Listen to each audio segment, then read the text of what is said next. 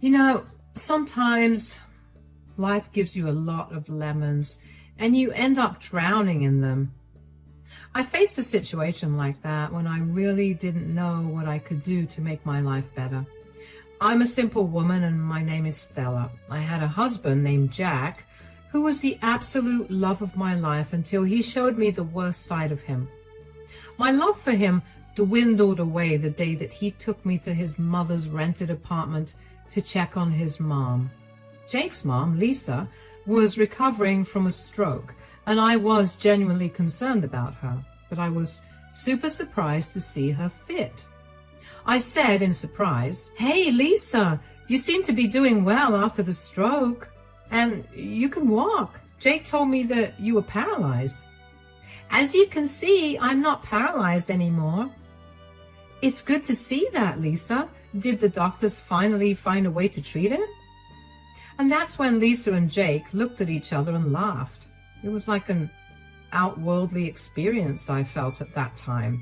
I still remember how my husband and mother-in-law kept chuckling and said, "Mom was never paralyzed, Stella. She's fine. She had a minor stroke. It's not serious." Wait, what? Why did you lie to me, Jake? What about the medical bills? I gave you $30,000 for it. "Oh, that money. Well, we used it for something special for me." "What are you talking about?" And that's when my husband showed me a stack of papers. My eyes widened in surprise when I realized that it was property papers. It was a house purchased with Lisa's name on it. My world became dark as I realized that my husband and mother-in-law had fooled me completely. And the damage they did was so much more than anyone could imagine. My hands shook as I looked up from the papers. I had tears in my eyes and I said, "You tricked me, didn't you, Jake? I gave you my life savings so that you could lay your paralyzed mom's bills. But it was all a lie. You bought her a house with my money. How could you do this?" "You can be pretty dense sometimes, Stella. I've been telling you to give up your savings for my mom, but no, you wouldn't listen to me. So we came up with this plan on impulse when I went to the hospital for the stroke. You fell right into the trap like the fool you are." "You two stole from me so that you can have a house? How could you do this to me?" I was a crying mess when I realized how badly I had been played. Lisa and Jake simply laughed and paid no heed to my tears. They kept saying how my mother-in-law deserved to have her own house since I had one too.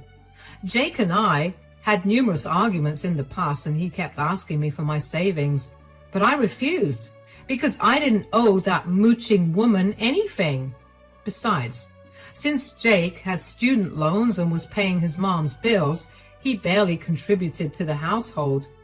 That $30,000 was the only money I had left to my name, and I knew building it back up would take me at least 5 years. Jake and I fought a lot that day, and I left the apartment crying. He stayed back with his mom because he thought I was overreacting. Jake kept saying that we were family, so my money was their money too. I simply didn't have it in me to argue with him anymore. I was already too heartbroken and felt vulnerable with no money to my name. 3 days passed and Jake didn't return home. He also refused to apologize or do something to give me back my money. Instead, he was asking me to apologize for being selfish and stuck up. I felt so alone and betrayed that I didn't know what to do. When I thought all hope was lost, I heard from Lisa's sister, Frida, that she was coming to visit us. She is a rich widow living in another state and is concerned about Lisa, so she was flying down to see her. And when I got the news, I immediately knew that I had to tell her what happened. So when she reached her hotel, I visited her and told her everything. Frida didn't know that Lisa was absolutely fine now, and what they did to me angered her a lot. She kept getting angrier as I cried and told her everything. When I was done, she solemnly looked at me and said, "I can't imagine what you're going through right now, Stella. My sister and nephew are just horrible. Apologies for what they did, but I have a special present for you. I think it will soften the blow of what they did to you." "What do you mean, Frida? You want to give me something?" "You know, Stella, before I came here, I wanted to do something about my sister's housing situation. So I actually planned something to make sure she has a permanent roof over her head. But I see that she doesn't need it anymore. Nope. She's figured things out for herself already. My husband and mother-in-law played me well, I must say. I'm just sad and disappointed that I fell into their trap. I can't fault you for that, Stella. You are a kind and compassionate woman. You did something really generous to help out your mother-in-law. It's not your fault that she turned out to be such a snake. Still, I literally lost all of my savings, and it hurts a lot. Jack doesn't care about it, and Lisa is just happy that she cleaned my bank account and got herself a shiny new home. If I'd been a little more careful, I wouldn't have lost everything. Now, don't say that you lost everything. Maybe it's a sign from heaven because you are about to receive something even better for being such a selfless person. Frida's words were pretty cryptic, so I didn't know what to think of it, but I was seriously happy to have her support. Lisa might be a horrible woman, but Frida is actually a very nice person. As I said, I have a lot of respect for, so it was nice to know that she took my side. But nothing had prepared me for what Frida was about to do for me.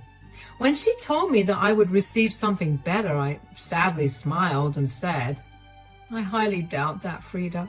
My husband isn't even on my side. He's refusing to return the money, and I know he won't ever help me build back my savings." You don't need your useless and spineless husband to build back your savings. You have me for that. I have already planned to help you with that. What do you mean, Frida? How do you plan to help me? Remember I said that I have a gift for you?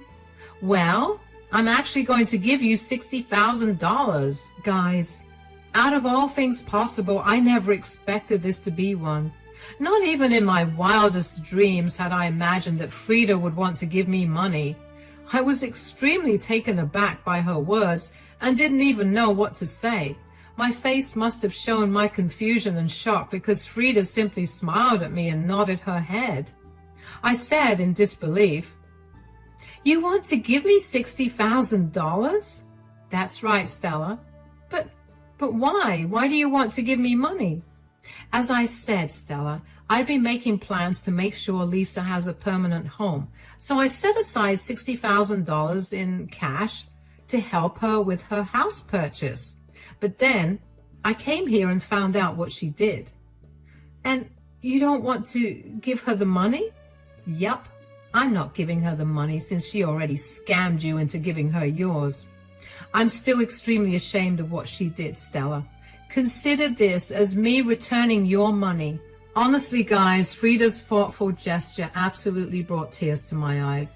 And when I told I hadn't expected her to actually help me get my savings back, in fact, she was actually offering me twice what I had lost. Oh my God, Frida, you have no idea how much your kind gesture means to me. I can't believe you are offering me your own money. Oh, no, Stella. I'm not offering you anything. I'm giving it to you. I won't take no for an answer. But it's a lot of money, Frida. I only lost $30,000. It's not like I gave Lisa $60,000 that I can take it all from you. Besides, I don't know if it's fair. It is fair, Stella. Think of it as exchanging gifts. Lisa took your gift by malice, so I am giving her gift to you. Too bad Lisa is the one losing out because now you have more than her. Are you sure you want this, Frida? My stupidity is completely on me. I don't want you to lose money just because I made a bad decision in life. Oh dear, I'm not losing out on money, Stella. I have always taken care of Lisa and she knew she could count on me. But she went out of her way to be malicious and scammed you. I do consider it a little bit of my fault that she has become this entitled. Jake getting entitled is totally her fault, though. Don't blame yourself, Frida. You tried to do something nice, just like I did. At least now I have a way of getting it back. I don't think I deserve all the money, though. You deserve the money, Stella. Besides, I'm going to give it to you whether you like it or not. I always reward kind gestures, and you have been nice to my family. Frida kept insisting that I deserved the money, and that it was a gift from her. I was so moved by her gesture that I ended up crying and thanking her. Frida smiled at me, but still seemed to have been engrossed with what I told her. After a while, she said, "You know what, Stella? I think you should go with me when I visit Lisa. I would love to see the look on her face when she realizes how badly she messed up. That would be funny indeed, Frida, but I don't know if I want to face my husband right now. Things are pretty tense between us, and I don't feel like getting into an argument with him again." That seems like a problem that you need to solve, Stella. What your own husband did to you is absolutely horrible, and I am saying that even when I'm related to him. He betrayed your trust in a bad way. I know, Frida. I've been so mad at him ever since I found out. You know, he actually laughed with Lisa when telling me how he lied to me. That completely broke me from the inside. Look, Stella, Jake might be my nephew, but I won't deny the fact that he has turned into an absolutely entitled monster because of his mother. Do you think you can be in a marriage where your own husband doesn't respect you and betrays you like this? Now, that thought was something that was bothering me for a while. Ever since I found out what my husband did, I felt like I didn't even know him anymore. The Jake I knew would never betray me like this, but he did. And in one of the worst ways possible. The most disturbing part in all of this was that Jake wasn't even remorseful about what he did. In fact, he seemed to be proud of his own actions and made it clear that he won't even try to restore my savings. He ran away from me like a coward and hid in his mom's place. And he had the audacity to ask for an apology from me. Frida was right. Jake was a horrible man. So then and there I made up my mind and said, "That thought had been bothering me a lot, Frida, but I think I know what I'm going to do about Jake. Answering your question, no, I won't be able to live with someone who betrayed me like that." I think so too, Stella. So what are we going to do now? I think I'm going to move forward with separation and divorce. Jake could have done a lot of things to make the situation better. Even after losing all my savings, I would have given him a chance if he had at least shown remorse. But no, he chose to leave and join his mother, who started this drama in the first place. Jake is truly an abominable husband. In times like these, I find it relieving to know that I don't live near all of this drama. I'll let you in on a little secret. I was giving Lisa the money so that she wouldn't get ideas about settling anywhere near me. For the first time in over a week, I finally laughed out loud. Frida was truly a godsend for me. If she hadn't come here and helped me out, Lord knows what I would have done. Maybe I would have divorced Jake, but I wouldn't have gotten my money back. Now, I wasn't just getting my money back, I was actually getting back twice as much as I lost. Frida was a lifesaver, and I don't know how to express my gratitude to her. Frida and I had a long talk about what happened and what our next steps would be. I was really down for some revenge and really wanted both Jake and Lisa to suffer for trying to scam me. Within this time, Frida received a phone call from Lisa, who wanted to know when she would come to visit her. I guess she was excited to tell her sister all about the new house she had acquired. I wasn't surprised that she didn't tell Frida how she got the house. Lisa probably knew very well that Frida would not approve of what she did. I guess she wanted to see Frida in person so that she could soften the blow or something. Or maybe they had expected me to stay quiet and just deal with it. Anyway, none of that happened since I already told Frida the truth. Frida never mentioned the house or the fact that I told her everything. She acted pretty normal and promised to go visit Lisa the very next day. After that phone call, we discussed our little plan before finally going to face Lisa and Jack. That evening, after leaving Frida's house, I went straight to a lawyer to see what divorce would entail for me. I gave my new lawyer the go-ahead to prepare papers for the divorce. There was no way I was compromising my self-respect and risking my money again. I was leaving Jack for good, and this was the first step in that direction. Frida and I both went to Lisa's rented apartment the next day. When Jack opened the door, his face sank because he hadn't expected me to be there. He didn't cause a scene, though, as he led us into the living room. Lisa, who was sitting there, was genuinely excited to see Frida, but her smile left her face when she spotted me with her. She said with a nervous voice, "Hey, Frida, how are you? You should have told me that you two would be coming here together. I had no idea." "Why? Does your own daughter-in-law need permission to come to your house?" "I thought she should come along since her husband is here as well." "Oh, good thing you brought her along. It would be nice to have a big family dinner after so long." Lisa was trying her best to hide her nervousness, but was failing miserably. Meanwhile, Jack was a little quiet and didn't say anything. He kept glancing at me, hoping that I would say something, but I sat there coldly and let Frida do the talking. She said, "There is still time for dinner, Lisa. First, I believe there's a lot we need to talk about. Tell me, Lisa, what preparations have you made to find a permanent residence?" Jack and I went house hunting and found the perfect place for me. It's beautiful, Frida. So I just bought it, actually." "You bought it with what, Lisa?" "As far as I know, you don't have that kind of money lying around. Did Jack help?" "Yes, Frida, I helped Mom get her own place. We managed the down payment, and I'll be taking over the mortgage from now on. Everything has been set."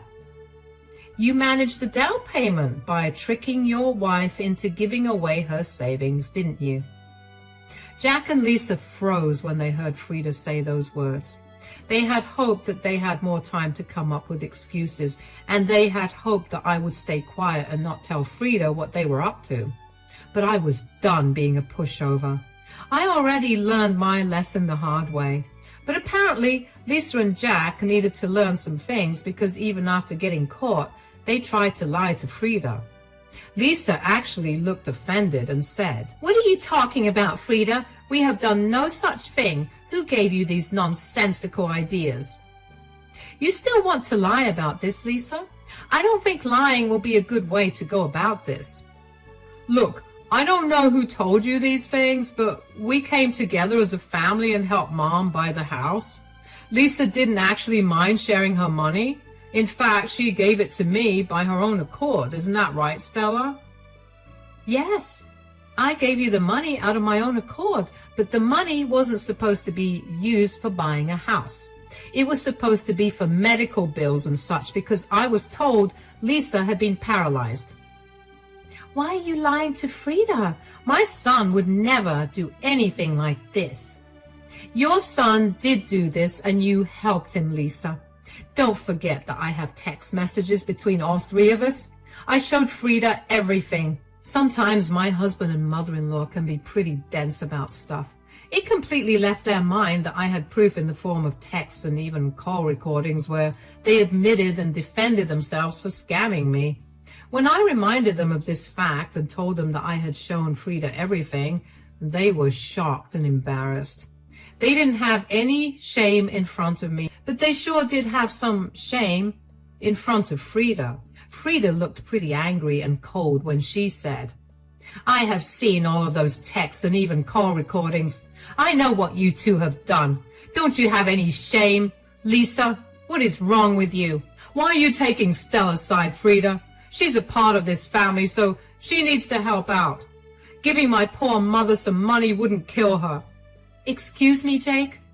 Why should I have to support your lazy mother who doesn't even want to work and just wants to mooch off of me? Besides, you didn't take some of my money. You literally took all of it." "We deserve this much from you, Stella. You need to stop being such a selfish person. For years we kept asking you for help so that I could finally live in a house I own, but you were never willing to help out. You forced us to take this path."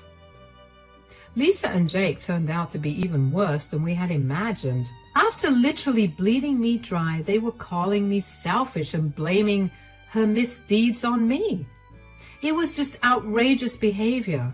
I was super angry and ready to storm at them, but Frida's voice boomed out before I could form a reply. Enough is enough, Lisa. I can't believe you and your worthless son are still trying to defend yourselves. Don't you two have any shame?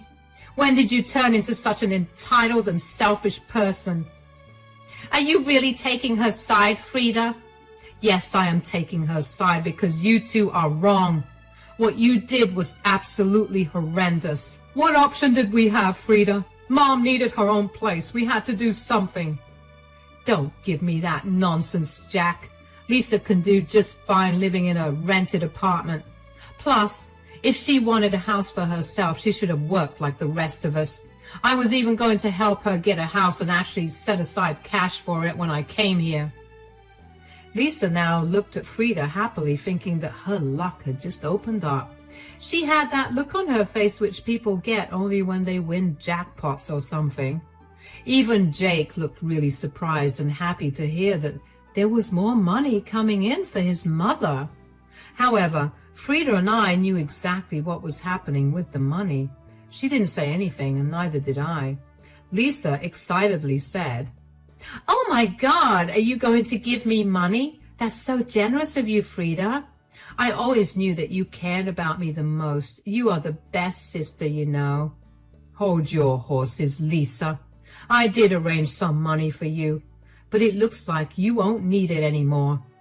"What are you talking about, Frida? Of course I need it. The house isn't paid in full anyway." "Yeah, we could really use some money to pay off the house. It will really help with the mortgage." I do think $60,000 would immensely help with the mortgage, maybe even help you buy furniture or decorate the house." Yes, $60,000 is a lot of money.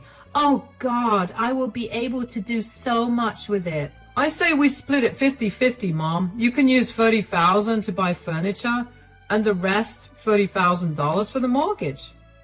Jack and Lisa were excitedly planning what they would do with Frida's money.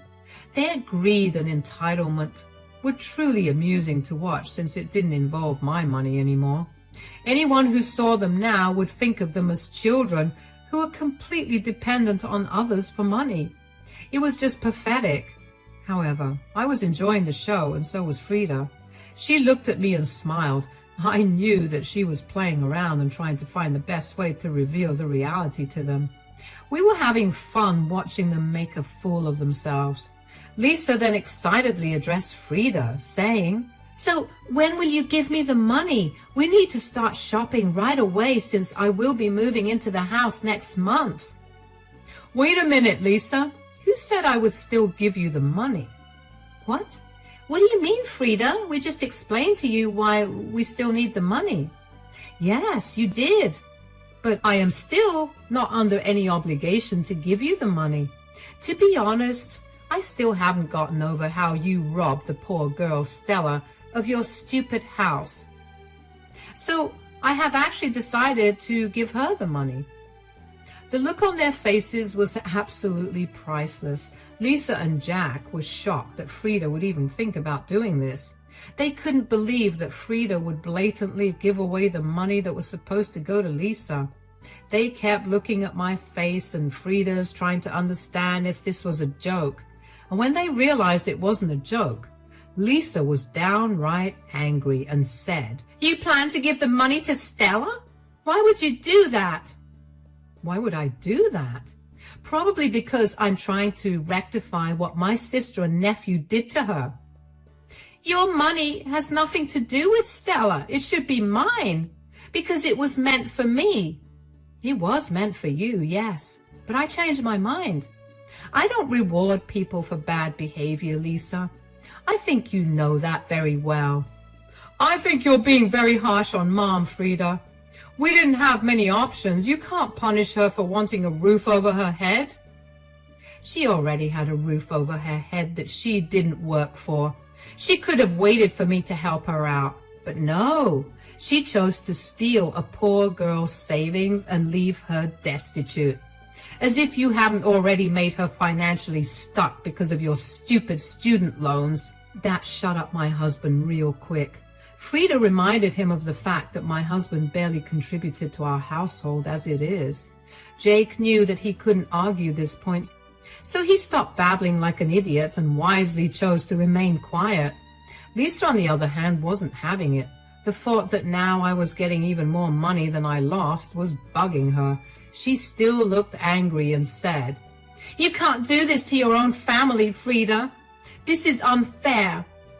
"What's unfair is that you called someone your family and then scammed them out of their savings." "I only took $30,000 from her. Fine, she can have that back from you, but I should still get the other $30,000. You shouldn't and won't be getting anything, Lisa. Stella deserves it all for putting up with your horrible behavior and financial abuse. Don't try to argue with me, Lisa. It won't work. I'm going to give Stella the money, and that decision won't change." Lisa still wasn't having it and kept throwing a tantrum. Frida was used to her sister's antics, so she remained calm and just kept saying that she wouldn't change her mind. Lisa was now acting really crazy and was freaking out. In her frenzy, she turned her attention to me and started blaming me for what was happening to her. She said, You did this, didn't you, Stella? You purposefully turned my sister against me so that you could take the money that's meant to be mine." "It's funny that you think a stupid girl like me could come up with such a plan. I am not like you, Lisa. Besides, even if I did, it isn't something that you haven't done to me. I will never let you have that money. I will make my son take it away from you." "Well, he won't have that chance again, Lisa. Jack and I are done. I've already filed for divorce and I will be leaving him soon." Now it was my husband's turn to freak out. He wasn't expecting me to say this, of course. He may have thought that ultimately I would cave and decide that what my husband did was right, but I wasn't doing any of that. Instead, I was telling him straight up that I will be divorcing him. Jake looked shocked and started to say, "What are you talking about, Stella? You're not going to divorce me. I don't believe what you're saying." "Believe what you may, Jake. The truth will come out sooner or later. I've already told my lawyer to prepare the papers. You will be served fairly soon." No, you can't do this. You can't just leave me over this one small thing." "You think this is a small thing, Jake?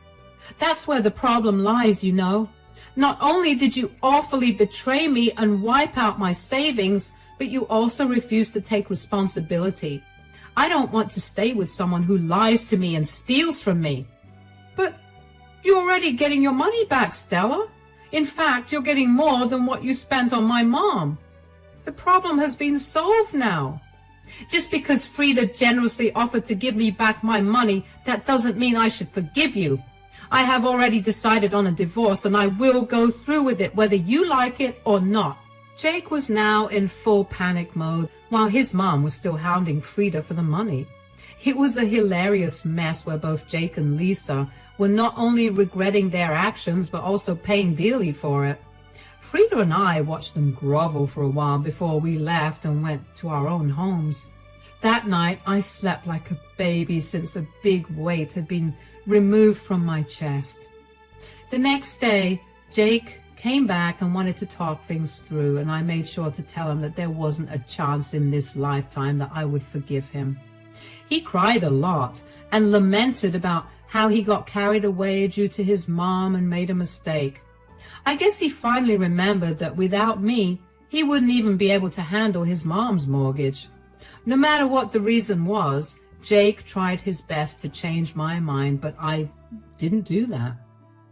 Our divorce happened pretty fast since we didn't have children. Jake sulked the entire time and tried to sabotage the divorce. However, he soon realized that he had no money to fund lawyers to draw out the case, so we came to a mutual agreement. He was left to fend for himself because he and I both earned almost the same money. The only problem was that he had a lot of student loans and had to fund his entitled mom's lifestyle too. Frida and I did keep in touch, and she ended up giving me the $60,000 she had promised. She could have backed out, but she didn't. I was so glad that she stood by me through it all. She did tell me that now Jake and Lisa are miserable, and they actually ended up selling the house because they couldn't fulfill mortgage payments. Right now, Jake is blaming his useless mom for his financial crisis and divorce. The two fight a lot, and it feels good to know that they lost it all because of their bad behavior.